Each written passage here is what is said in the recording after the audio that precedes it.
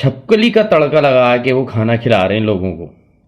You are watching Daring Duck and welcome to the video शुरू होने से पहले फटाफट जो है आप लोग चैनल को सब्सक्राइब कर लें ताकि नई आने वाली वीडियो आप तक पहुंच सके। और जिस तरह अभी आज की वीडियो आपके पास आ रही है, मुझे यकीन है कि आप लोगों ने सब्सक्राइब फ़ौरन कर लेना है और इस चीज़ की आपको बेचैनी रहेगी कि और मज़ेदार खाने जो है आप लोग के पास पहुंचेंगे।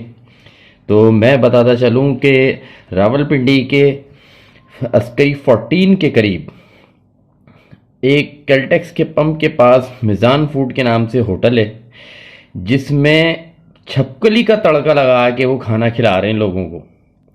आइए मैं पहले आपको वीडियो दिखा दूं। ये देखिए, ये देखें जी,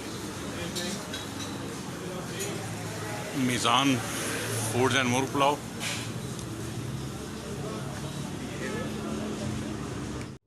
देख ली। हाँ जी।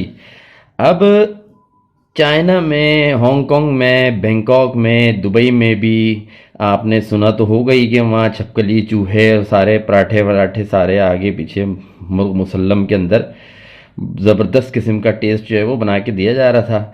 अब ये सर्विस रावलपिंडी के शहर में भी शुरू कर दी गई है।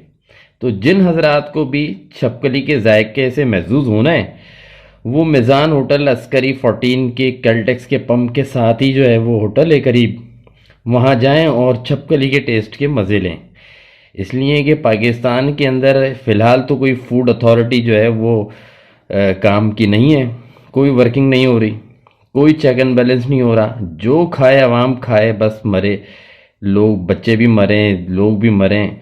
ज़्यादती इस मुल्क के अंदर बढ़ती चली जा रही है। अवाम खुद जो खिलाने वाले लोग हैं वो बेगैरत हो गए हैं, कम तोलते हैं, गलत तोलते हैं, गलत पकाते हैं, गलत खिलाते हैं, सफाई का निज़ाम नहीं है। सिर्फ भेड़ बकरियों की तरह लोगों को खाना खिलाया जा रहा है और ज़िंदा रखा जा रहा है। अस्सलाम वालेकुम।